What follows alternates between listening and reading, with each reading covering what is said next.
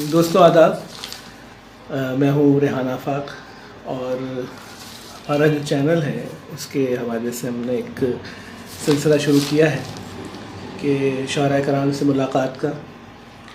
تو آج ہمارے جو پروگرام ہے اس میں جو شخصیت ہیں وہ بھی ایک بڑا نام، خاص کر اس حوالے سے اور زیادہ میں یہ کہوں گا کہ ایک سیمائی جو رسالہ ہے انشا جس کا نام ہے، گزشتہ 25 برس سے 25 سالوں سے وہ جو ہے ان کا مسلسل شائع ہو رہا ہے، ورنہ عموماً یہ ہوتا ہے کہ پرچے سال میں کوئی ایک پرچہ آ گیا، 2 آ گئے، تو اس کے مدیر اعلیٰ ہیں۔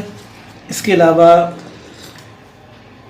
اگر ہم بات کریں کہ کس صنف میں وہ کام کر رہے ہیں تو مزاحیہ شاعری میں بھی وہ ایک عرصہ ہو گیا ان کو کہ وہ بہت اچھا جو ہے وہ شعر کہہ رہے ہیں۔ ادبی حوالے سے جو ہے ماشاءاللہ یہ کام تو آپ کا بہت بڑا ہے اور ہمیشہ ایک زندہ رہنے والا کام ہے، کہ کیونکہ کتاب کبھی نہیں مرتی ہے، اور جو لوگ ہیں وہ تحقیق کرتے ہیں تو تحقیق کے حوالے سے بھی یہ آپ کا کام ہمیشہ زندہ رہے گا۔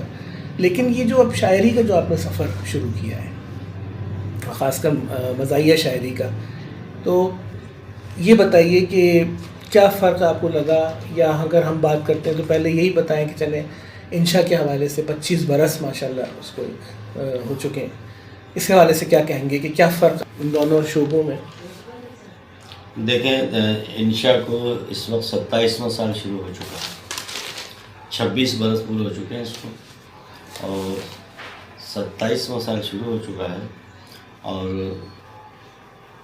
بہت کم، ابھی آپ نے جیسے تذکرہ کیا کہ بہت کم پرچے ایسے ہیں کہ جو اتنا لمبا سفر کرتے ہیں اور آگے بڑھتے رہتے ہیں، لیکن یہ کہ وہ کسی بھی کام کے لیے ایک جنون کی کیفیت پیدا کرنا پڑتی ہے، بہت ساری قربانی دینا پڑتی ہے جو ہر کسی کے بس کی بات نہیں ہوتی، تو یہ کہ جو اس میں کامیاب ہو جاتا ہے تو وہ پھر صفدر علی انشا بن جاتا ہے۔ یہ انشا صفدر صاحب، یہ تو نہیں کہیں کہ آپ اتنے عرصے تک آپ کے جو ایک ماحول آپ کو ملا، اتنے سارے لوگوں نے آپ کے یقیناً آپ کی ادارت میں جو ہے وہ لکھا، تو وہیں سے آپ کا، یا آپ کے اندر کیا سمجھتے شروع سے ایک شاعر چھپا ہوا تھا، یا اس ماحول نے آپ کو ایک جو ہے وہ یہ کام کرنے کو، یعنی کہ ایک تحریک دی آگے بڑھنے کے لیے؟ نہیں، ماحول تو میسر آیا جب ہم نے ایم اے کیا تھا، میں نے ایم اے یہیں سے کیا تھا سندھ یونیورسٹی سے، تو ہمارے استاد جو میسر آئے یہ جیلانی وغیرہ، انہوں نے تحریک دی اور نشستوں کا سلسلہ شروع ہوا۔ ہر 15 پہ نشست ہوتی تھی، اس میں بیٹھتے تھے، اپنا کلام بھی سناتے تھے، اور اسی دوران جو ہے وہ انشا کے لانے کی تجویز بھی پیش کی گئی، اور انشا جو ہے وہ پرچے کو لایا گیا۔ ایک پوری ٹیم یہاں موجود تھی، ٹھیک، سب نے ہاتھی موجود تھی، یہ جو ہے وہ نکلنا شروع ہوا۔ پھر مجھے مجبوراً نوکری کی مجبوری کی وجہ سے مجھے کراچی جانا پڑا، تو یہ پرچہ میرے ساتھ کراچی چلا گیا۔ وہاں جانے کے بعد تکلیف مجھے یہ ہوئی کہ ایک یہاں پوری ٹیم موجود تھی حیدرآباد میں، وہاں میں اکیلا تھا، لیکن یہ کہ کیفیت تھی، ایک عادت ہو گئی تھی، تجربہ ہو گیا تھا، تو اس نے جو ہے وہ مجھے چین سے نہیں بیٹھنے دیا، اور میں جو ہے اس رسالے کو نکالتا رہا۔ مشکلات تو مشکلات ہیں، اور کسی نے کہا کہ ہاتھ دوزخ میں ڈال کر دیکھو، ایک رسالہ نکال کر دیکھو، تو یہ کیفیتیں آئیں، اور متعدد دفعہ میں نے اس میں اعلان بھی کیا کہ میں اس پرچے کو بند کرنا چاہ رہا ہوں، لیکن کچھ آپ جیسے دوستوں نے ہمت افزائی کی اور تعاون کا یقین دلایا، کیونکہ وہ تعاون نہیں لیکن میں اور آگے چل گیا، اور یہ کہ کچھ خون میں شامل بھی ہو گیا ہے، تو اس وجہ سے بھی اس کو بند کرنے کا دل نہیں چاہتا، تو یوں جو ہے اس نے جو ہے یہ اپنے سفر طے کیا، اور اس کا سلور جوبلی نمبر پچھلے دنوں آیا۔ اور تو کتنے کب سے آپ کو وہ سن یاد ہے کہ کب سے یہ شروع ہوا تھا؟ 1991 ٹھیک میں جو ہے یہ پرچہ پہلا آیا تھا، اس کے جنوری میں غالباً اس کا پہلا پرچہ آیا، اور اس کے بعد سے یہ آج تک جو ہے قائم و دائم ہے. درمیان میں کبھی کبھی سہمائی جو ہے وہ 2 مشترکہ شمار ہے یا مشترکہ شمار آ جاتا ہے، یہ ایسا بھی ہوا، لیکن اس کی جو کنٹینیوٹی تھی وہ ختم نہیں تھی. اور یہ اعزاز بھی حاصل ہے کہ اسے کراچی یونیورسٹی نے تحقیقی جرنل کے طور پر قبول کیا ہوا ہے. ہم یہ اس وقت بات کر رہے ہیں پرچے کے حوالے سے، لیکن ایک سوال جو میرے ذہن میں صفدر صاحب یہ آتا ہے کہ اتنی دشواری جب ہوتی ہے، اوجے کمال صاحب بھی کہتے ہیں اور لوگ بھی تحاشا لوگ، اس کے باوجود بھی وہ کبھی بند نہیں کرتے. تو یہ کیا صرف ایک جنون ہے یا کوئی اس سے آخر چلے مالی فوائد نہ صحیح، تعلقات تو بڑھتے ہیں؟ اور کہتے ہیں کہ آج کل میں ادب میں پی آر کا ہونا ہے. تو 2 سوالوں کے جوابات آپ اکٹھے دینے پڑیں گے کہ ایک تو کیا تعلقات اس سے ہوتا ہے، کوئی کیا فائدہ ہوتا ہے اگر مالی فائدہ نہیں ہوتا تو، اور دوسری بات یہ ہے کہ ادب میں جو پی آر کا سلسلہ ہے، جس نے ہم یہ تو کہتے ہیں کہ بھائی ٹیلنٹ ہو تو وہ تو آتا ہے سامنے، یا قابل اجمیری صاحب کی 2-4 مثالیں ہم لیتے ہیں، لیکن ایک بات وہی ہے کہ آپ آگے نہیں آتے دیتے کسی کو، تو آخر وہ آدمی بے تحاشا ایسے لوگ بھی تو ہیں کہ وہ آگے بڑھ ہی نہیں سکے. تو میں یہ سوچتا ہوں کہ شاید میں سگریٹ پی رہا ہوں اور اس کے ایک ایسا کام کر رہا ہوں. دوسری بات آپ نے کہی پی آر کی، ادب میں پی آر، ادب میں پڑھے لکھے آدمی جو ہیں وہ سارے ادبی لوگ پڑھے لکھے ہوتے ہیں، ان کو اتنے زیادہ پی آر کی ضرورت نہیں ہوتی ہے. یہ ہے کہ آپ اچھے ناموں سے پکارے جاتے ہیں، آپ ایک اچھا کام کر رہے ہیں. اب اللہ تعالیٰ دنیا کا ہر شخص جو ہے وہ عزت، دولت اور شہرت کے پیچھے دوڑتا ہے. میں یہ سمجھتا ہوں کہ اگر دولت اس کی بدولت نہیں ملی ہے تو اللہ تعالیٰ نے عزت بہت دی ہے، شہرت بہت دی ہے. میرے لیے یہ سفیشینٹ ہے، مجھے دولت کی ضرورت نہیں ہے اتنی، اس لیے کہ میرے پاس الحمدللہ میرا گزارا ہو رہا ہے. اس کے بغیر، اس سے آمدنی نہ ہو، آمدنی ہوتی بھی نہیں ہے تو میرا گزارا ہو رہا ہے. میں سمجھتا ہوں کہ میں تو تھوڑا سا جو ہے وہ، کیونکہ قیام پاکستان اور اسلام سے غیر متصادم ادب، ٹھیک ہے نا، نہ پاکستان کے خلاف کوئی بات اس میں چھپتی ہے، نہ اسلام کے خلاف چھپتی ہے. ایک صاف ستھرا ادب تک پوری کوشش ہوتی ہے کہ اس میں جو ہے ایسی سبابات سامنے آئے کہ جو غیر مطبوع ہو. حالت میں بہت زیادہ مقبول ہو رہا ہے. آج کل رابطہ میرا منقطع ہے ان لوگوں سے، ٹیلی فون پہ ہے لیکن پرچہ وہاں نہیں پہنچ رہا ہے، سارا بارڈر پہ رکا ہوا ہے. ٹھیک، کوئی بات نہیں.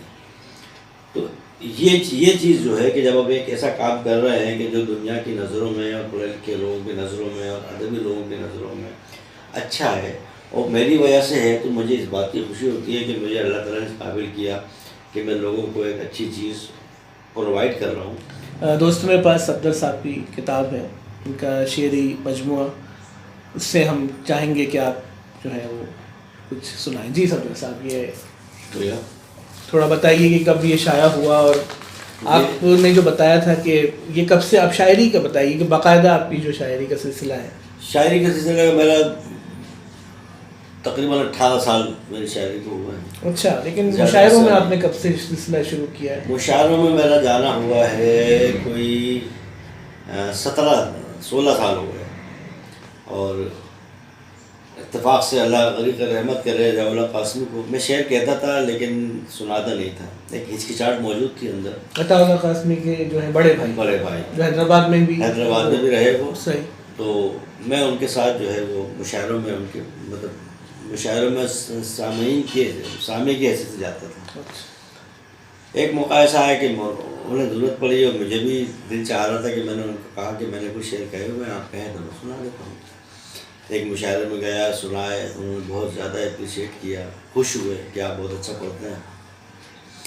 پھر اس کے فوراً بعد جیو ٹی وی 2003 میں آیا. ٹھیک. تو اس میں جو ہے ایک مشاعرہ عید کے دن آیا. صحیح. اس میں مجھے پتہ نہیں کس نے بلایا، مجھے نہیں پتہ، لیکن وہ عید کے دن جب مشاعرہ آیا تو نہ صرف یہ کہ لوگوں نے پسند کیا بلکہ میرے پیچھے بیٹھے ہوئے عطا خان جیدی نے اٹھ کر داد دی، اور بعد میں مجھ سے کہا کہ آپ اتنے اچھے شعر کہتے ہیں تو کوئی مشاعروں میں کیوں نہیں آتے. تو میں نے انہیں بتایا کہ میں مشاعروں میں اس لیے نہیں آتا ہوں کہ میرے لیے پہلے گھر کے لوگ، بچوں کی تربیت اس کے بعد مشاعرے ہیں اور شعر ہیں. اس لیے میں ترجیح جو ہے گھر کے معاملات کو دیتا ہوں. اور وہی ہوا, خدا کا شکر ہے کہ آج میں جو ہے وہ گھر کے معاملات میرے بڑے احسن طریقے سے چل بھی رہے ہیں اور چلائے بھی میں نے. تو جب ان لوگوں نے مجھے اس طریقے سے خراج تحسین پیش کیا اور اس طریقے سے اپریشیٹ کیا تو پھر حوصلہ مزید بڑھا. پھر میں نے مشاعرے میں باقاعدہ جانا شروع کر دیا.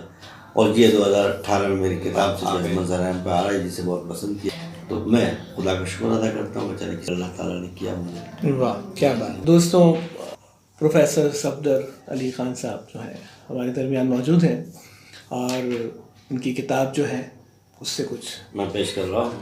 اور دعائیں دیتی ہے بیٹے کو ماں بہی الفاظ, تیرے نصیب کھلیں تو بھی معتبر بن جائے. واہ تیرے نصیب کھلیں تو بھی معتبر بن جائے. کیا بات. اور تجھے مرض نہ لگے پڑھنے اور پڑھانے کا. واہ. تجھے مرض نہ لگے پڑھنے اور پڑھانے کا. خدا کرے میرے بیٹے تو کرکٹر بن جائے. کیا بات. بہت خدا کرے میرے بیٹے تو کرکٹر بن جائے. واہ. ایک قطعہ ہے, اس کو میں نے عنوان رکھا جدیدیت. کیا بات. اس کو ذہن میں رکھیے گا جی. کہ سنگ باری کی سزا کا تو سزاوار نہیں. واہ. سنگ باری کی سزا کا تو سزاوار نہیں. اتنی تکلیف تو مت دو میرے مستانے کو. واہ. ہاں, جو ٹیٹی سے اڑا دے تو اڑا دے اس کو, کوئی پتھر سے نہ مارے میرے دیوانے. کیا بات ہے. بہت. یہ جدیدیت کے حوالے سے بات کی تھی میں نے. اور میں نے دیکھا ہے کہ صفدر صاحب کے کیونکہ سامنے بیٹھے اس وجہ سے یہ بات نہیں ہے, لیکن ایک ہوتا ہے کہ ٹھیک ہے مشکل اپنی جگہ پر, لیکن کلک جو کرنے والے اشعار ہوتے ہیں, لائنز ہوتی ہیں, جیسے آپ کو جو بل کے حوالے سے جو ہے وہ بہت ہی مشہور بل بلا کے, تو مطلب ایک عام ایک محاورہ سا بن جاتا ہے. تو یہ اس میں آپ کی شاعری میں بہرحال یہ چیز ہمیں نظر آتی ہے. جی سر, اور کچھ ہدایت کی. آپ نے بل کی بات کی تو وہ غزل کی چند اشعار, اس کا مطلب بل کے حوالے سے یہ ہے کہ اتنے بل مجھ کو ملے میں بل بلا کر رہ گیا. اور حقیقت بھی یہی ہے کہ آپ گھر پہنچتے ہیں جب تو بل 2-4 گھر میں پڑے ہوئے ہوتے ہیں, اور جب آپ ان کو پڑھتے ہیں تو مزید آپ کی تکلیف بڑھ جاتی ہے. پریشر بڑھ گیا. اتنے بل مجھ کو ملے میں بل بلا کر رہ گیا. اور جب ان کو پڑھا تو تل ملا کر رہ گیا. کیا بات ہے. اور جب ان کو پڑھا تو تل ملا کر رہ گیا. اور اس نے فرط ناز سے ایسی چپت ماری مجھے. واہ. اس نے فرط ناز سے ایسی چپت ماری مجھے, ایک منظر روشنی کا جھلملا کر رہ گیا. کیا بات. بہت خوب. ایک منظر روشنی کا جھلملا کر رہ گیا. اور میں اسے کیسے سناتا دل کی ویرانی کا حال. واہ, بہت اچھا مصرع ہے. میں اسے کیسے سناتا دل کی ویرانی کا حال. اس کی اماں ساتھ تھی بس کسمسا کر رہ گیا. واہ, بہت اچھا. اس کی اماں ساتھ تھی بس کسمسا کر رہ گیا. اور تھی اسمبلی استبل.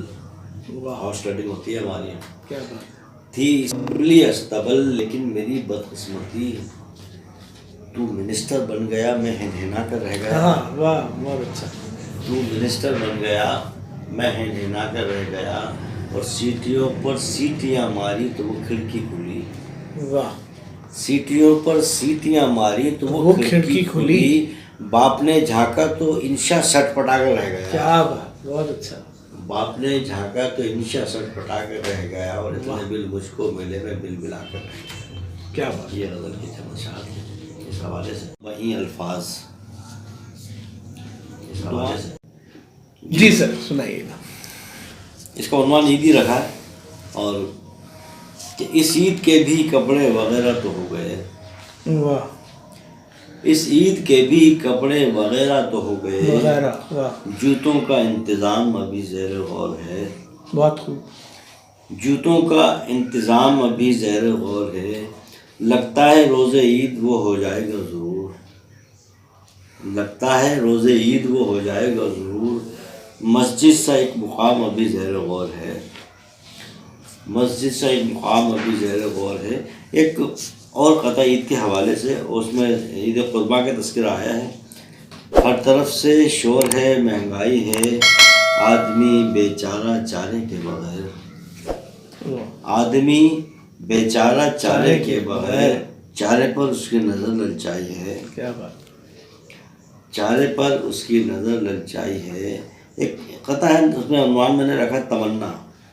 ہمارے فلم اسٹار تمنا نہیں، وہ نہیں، بلکہ خواہش اچھا والی تمنا.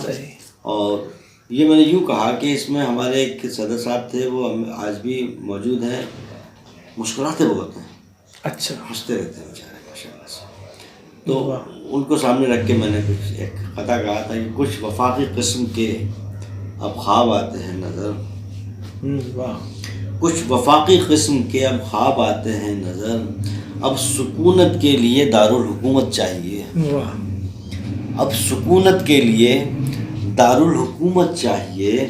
ایک دن میں بھی بنوں گا صدر، بس لب پر میرے 365 دنوں تک مسکراہٹ چاہیے. کیا بات ہے، 365 دنوں تک مسکراہٹ چاہیے. واہ. اچھا، ایک ہم نے دیکھا تھا پچھلے دنوں آپ کو کوئی کرایہ دار یا مالک مکان کا بڑا اچھا آپ نے ایک مصرع بڑا حقیقت سے بھرپور، اگر وہ ذہن میں ہو جی تو ہم چاہیں گے. ہاں، وہ میں نے ایک نظم کہی، میں نے اس کا عنوان تھا راضی نامہ. اچھا. اور اس میں نے جو قافیے استعمال کیے وہ ذرا کچھ لوگوں کو زیادہ بھلے لگے. ٹھیک. تو وہ ایک میاں بیوی کے درمیان ایک راضی نامہ، 3 شعر میں اس کو سناتا ہوں آپ کو. کہ ناراض نہ ہو جانم اب ہم منے رہیں گے. صحیح. ناراض نہ ہو جانم اب ہم منے رہیں گے، جب تک یہ زندگی ہے تیرے کنے رہیں گے. جب تک یہ زندگی ہے تیرے کنے رہیں گے. اور چاہت کی دلدلوں میں خود کو گرا لیا ہے. چاہت کی دلدلوں میں خود کو گرا لیا ہے. اب جان دل کلیجہ اس میں سنے رہیں گے. اب جان دل کلیجہ اس میں سنے رہیں گے. اور بے سوچے سمجھے گھر کو نہ دوں گا رینٹ پر میں. کیا بات ہے. بے سوچے سمجھے گھر کو نہ دوں گا رینٹ پر میں. پہلے یہ پوچھ لوں گا کتنے جنے رہیں گے. بہت اچھا. پہلے یہ پوچھ لوں گا کتنے جنے رہیں گے. یہ اس غزل کی 3 اشعار. مطلب آپ کا تو ارادہ کوئی نہیں ہے کرائے پہ دینے کا؟ نہیں، میرا ارادہ کوئی پھر تو خیر چلیں، آپ محفوظ ہو گئے. ہاں، لیکن یہ کہ میں نے ان لوگوں کے لیے ایک فارمولہ بنا دیا ہے. اور عام طور پر جب کرائے کا مکان تلاش کیا جاتا ہے نا، تو اس سے سوالات آتے ہیں. نہیں، بالکل صحیح کہا. بالکل. آپ کو کیا فرق لگا، یعنی کہ ایک ادبی جو منظر نامہ آپ نے دیکھا، لازمی بات ہے ایک عرصہ تو اب وہاں آپ کو کراچی میں ہو گیا، اور ایک اب تو آپ کو یہ بھی نہیں کہہ سکتے کہ ہم دونوں شہروں میں ہی آپ کا جو ہے آپ رہے آپ. ادبی منظر نامہ آپ کو کیا نظر آیا؟ یعنی حیدرآباد میں کیا جو اس وقت کیا صورتحال تھی، اب کیا ہے، اور وہاں اور یہاں کے ادب میں جو منظر نامے میں کیا آپ کو فرق لگا ہے، اور کیا آپ سمجھتے ہیں، کیا آپ کیا سوچتے ہیں؟ میں نہیں سمجھتا کہ ادب، بس جس طرح کراچی بڑا ہے اس طریقے سے وہاں ادبی معاملات زیادہ ہیں، اور حیدرآباد چھوٹا ہے تو یہاں ادبی معاملات کم ہیں. لیکن میں دیکھتا ہوں کہ یہاں بھی ادبی انجمن جو ہے کہ حیدرآباد کی، وہ کراچی کے مقابلے میں واللہ عالم آپ زیادہ یا بہتر سمجھتے ہیں، کچھ زیادہ فعال ہیں. اور یہاں جو ہے وہ تقریبات جو ہوتی ہیں بڑے منظم طریقے سے ہوتی ہیں. کراچی میں تو بہت زیادہ ہوتی ہیں.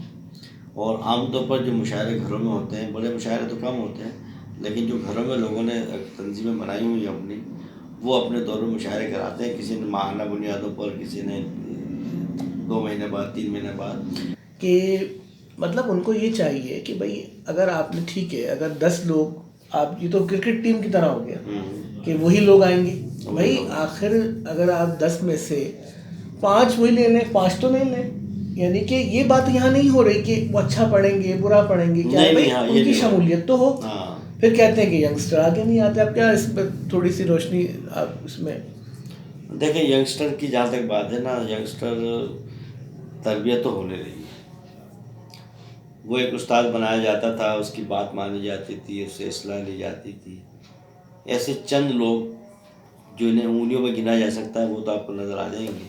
لیکن وہ جو ایک کھیپ آتی ہے کہ بھئی ایک استاد ہے، کم از کم سینکڑوں نہیں تو چند 10-20 شاگرد اس کو ہونے چاہیے کہ جو اس کی تربیت پر چلے. لیکن یہاں ہوتا یہ ہے کہ 4 دن آپ نے جو ہے بالکل کسی کے زیر تربیت رہے، اور اس کے بعد وہاں سے آپ الگ تھلگ ہو گئے، اور اپنے آپ کو آپ نے استاد تسلیم کر لیا.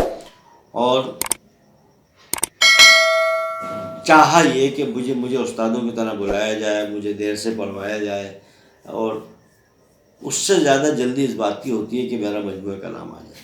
صحیح. اور اس مجموعہ کلام کے لانے میں انتہائی معذرت کے ساتھ خواتین سے کہ خواتین کو بہت جلدی ہوتی ہے کہ بس ان کو پڑھنا آئے یا نہ آئے لیکن ان کا مجموعہ کلام آ جائے، مطلب یہ حالت ہے. مطلب یعنی فیس بک پہ فوٹو آ جائے ہاں، اور پرنٹ میڈیا کے حوالے سے جو ہے وہ. اور غالب کی تو خیر ایک بڑی ڈبیٹ ہے، لیکن یہ ہے کہ آپ کے خیال میں جو ہے وہ میر کی طبیعت میں بھی تھا اس وجہ سے اس نے یہ چڑچڑاپن کیوں تھا؟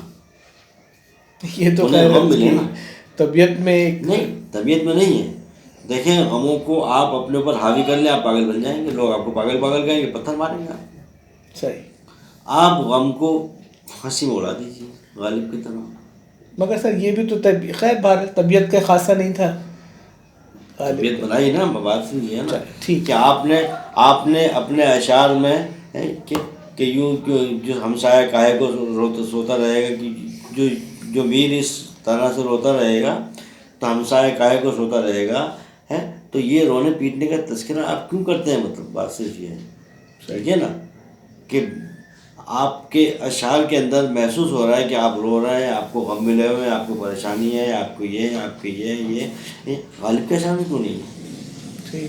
غالب ایک جگہ جب ان کے بھانجے کا انتقال ہوا عارف کا تو وہ پھٹ پڑا غالب، بس کیا تیرا بگڑتا جو نہ مرتا کوئی دن ہو.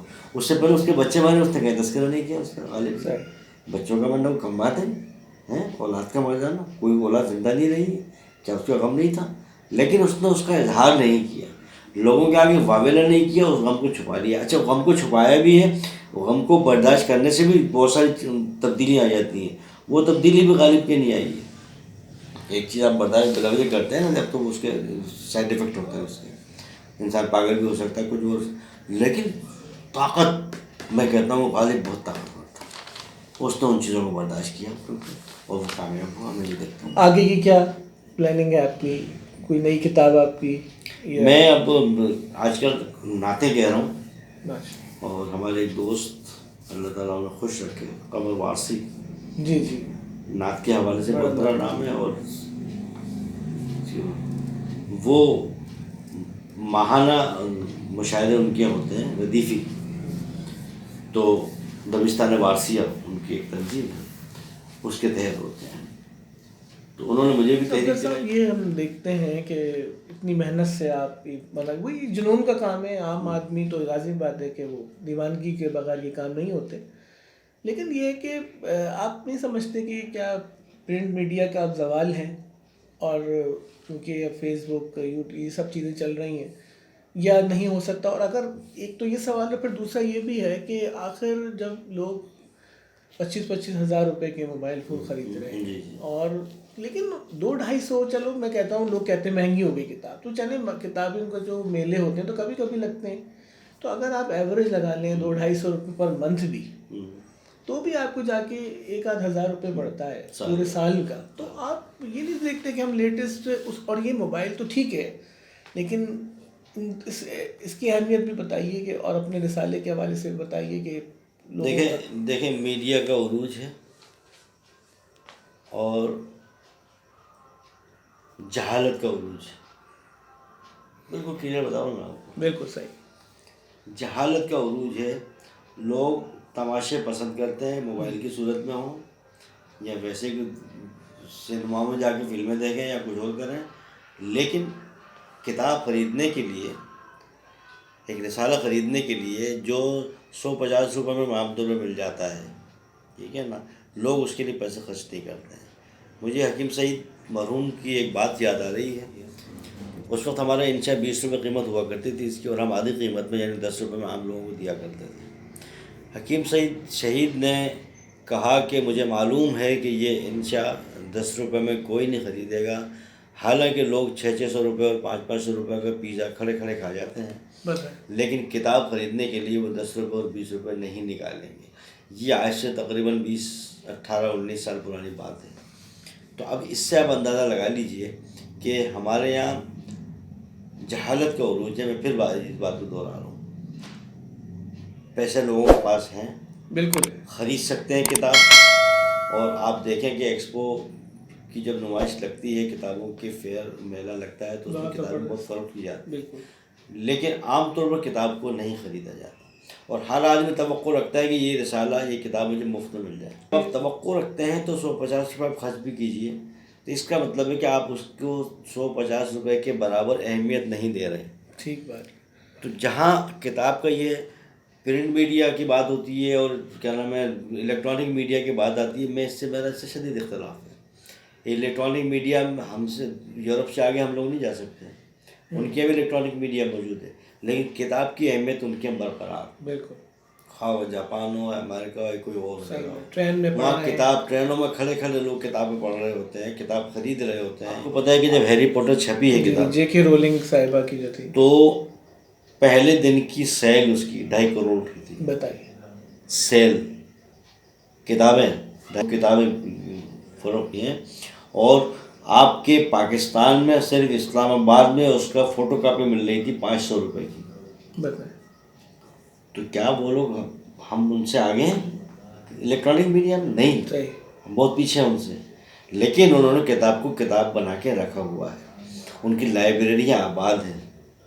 ہماری لائبریریاں سونی پڑی ہوئی ہیں. حکومت عرفان صاحب کو بتا رہے تھے جو شعر، خالد عرفان صاحب کا شعر مجھے یاد آیا خواتین کے حوالے سے، کہ غزلیں خریدتی تھی روپوں کے حساب سے، غزلیں خریدتی تھی روپوں کے حساب سے، ایک شاعرہ تو ہونے لگی پھر کتاب سے.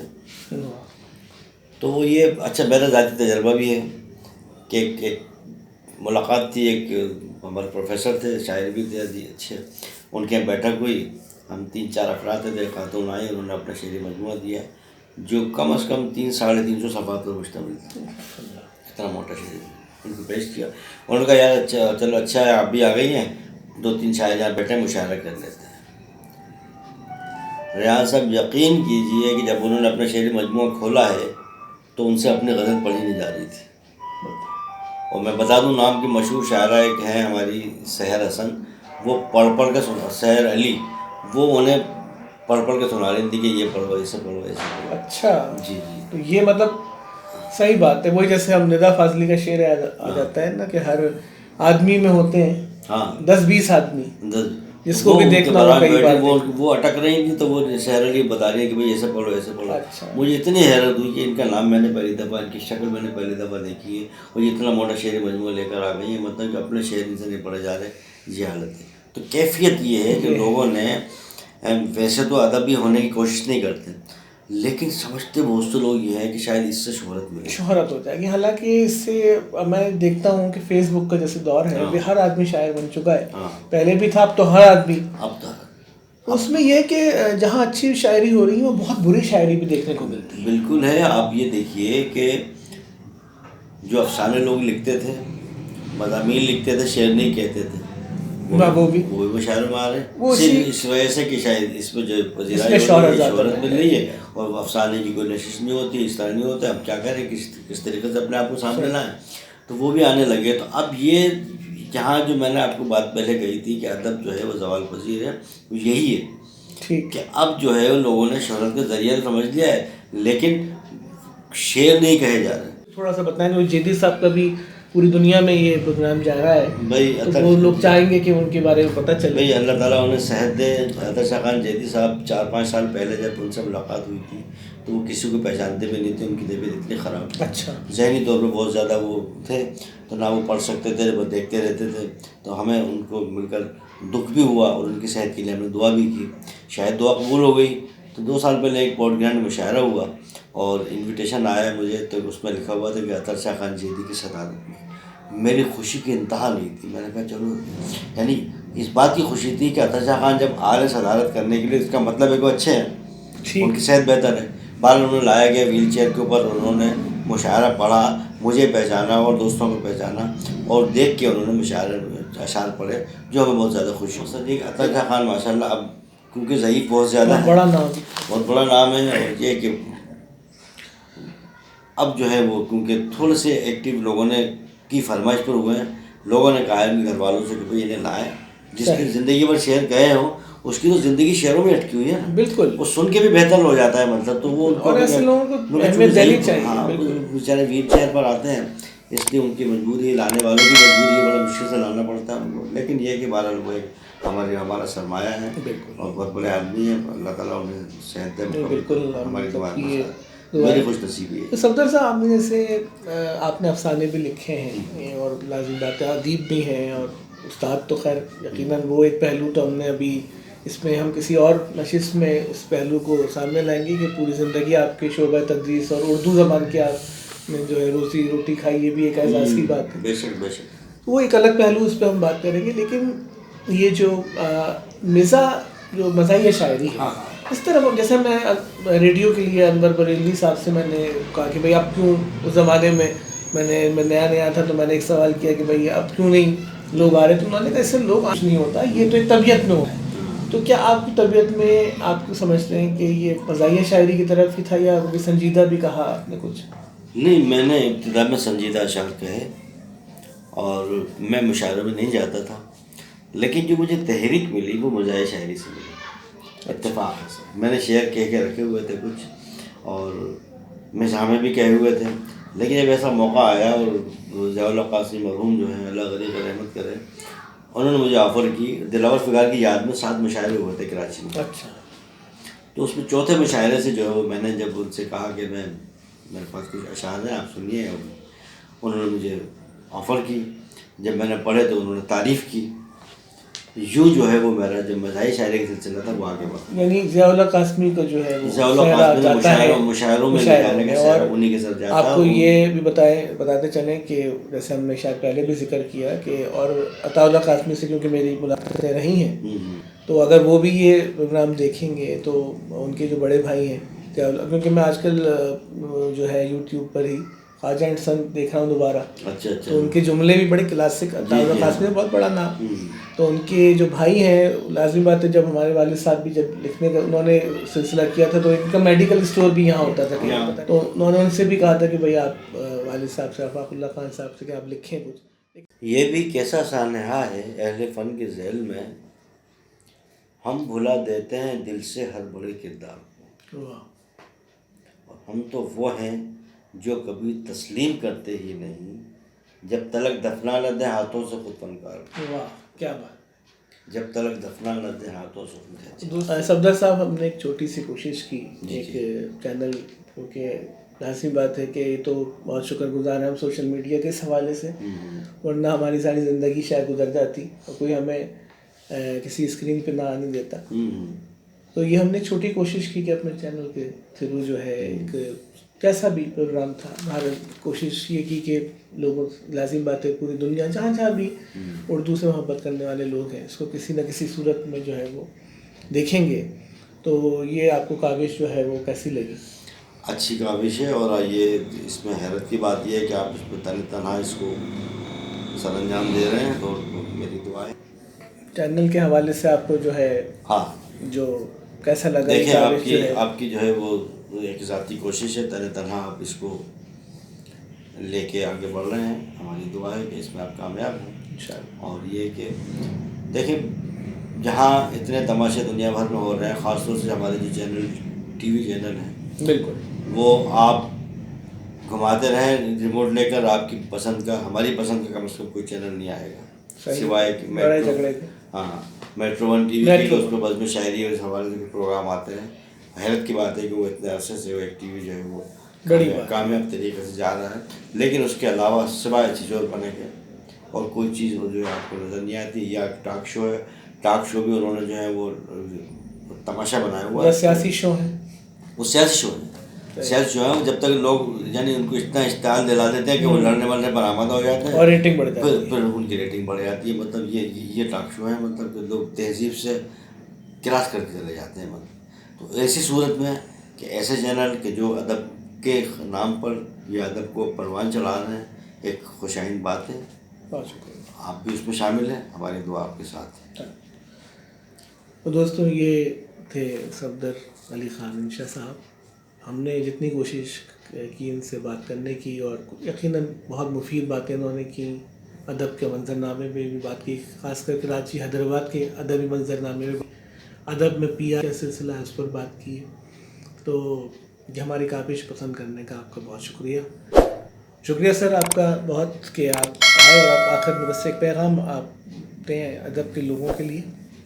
بس یہی ہے کہ ادب ایک قرینہ ہے، ادب کی طرف آئیں. یہ ہماری زندگیاں تبدیل کرتا ہے، اور آپ اپنے بچوں کو اور ان کو، ہماری ایک تہذیب وابستہ ہے ادب کے حوالے سے. تو کم از کم یہ ہے کہ اور جگہوں پر آپ ٹائم دیتے ہیں، تھوڑا سا ادب کے لیے، کتابوں کے لیے، رسالوں کے لیے تھوڑا سا وقت ہے اپنا. صفدر صاحب، آپ کے خیال میں کہ اس وقت تو جب آپ یہاں حیدرآباد سے آپ گئے تھے کراچی، اس وقت تو بہت اچھا یہاں کا سلسلہ تھا. بلکہ میں دیکھتا ہوں کہ جب میں بھی یہ تقریباً 10 سال پہلے اس ادب کے میں باقاعدہ طور پہ ہم نے شعر کہنے محفلوں میں گئے، تو اس 10 سال میں بھی بہت فرق پڑ گیا ہے. فرق تو پڑا ہے اچھا خاصا. میں آپ کو بتاؤں، یعنی آج سے 50 سال پہلے حیدرآباد جیسے شہر میں عالمی مشاعرے ہوا کرتے تھے، اور جگر مراد آبادی جیسے شعراء ہندوستان سے یہاں تشریف لائے کہ حیدرآباد کی بات کر رہا ہوں، کراچی میں تو خیر آتے ہی رہتے ہیں. اس لحاظ سے حیدرآباد جو ہے وہ کسی سے کم نہیں تھا. اب معاملات دوسرے ہو گئے ہیں. کراچی میں بھی لوگوں کو بلایا جاتا ہے، لیکن حیدرآباد کے اندر اب میں نہیں سمجھتا ہے کوئی ایسا مشاعرہ ہوا ہو پچھلے 8-10 سالوں میں جہاں کہ یہ بین الاقوامی جو سطح کا جو مشاعرہ یہ حیدرآباد میں ہوا تھا 4 سال پہلے جو دیال داس میں کلب میں ایک مشاعرہ ہوا تھا، اس میں میں نے بھی شرکت کی تھی شاعر کے طور پر. لیکن یہ ہے کہ کل پاکستان مشاعرے تو یہاں ہو رہے ہیں، کل پاکستان تو ہو رہے ہیں، لیکن یہ ہے کہ وہ بات جو جیسے آپ نے منظم ہونے کی کہی، کیونکہ لازم بات ہے کہ کراچی میں آپ بہت زیادہ بلکہ آپ ایک متحرک ہیں، وہاں جاتے رہتے ہیں، تو زیادہ بہتر آپ جانتے ہیں. حیدرآباد میں کیونکہ ہم یہاں رہتے ہیں، تو یہاں وہ بات جو میں نے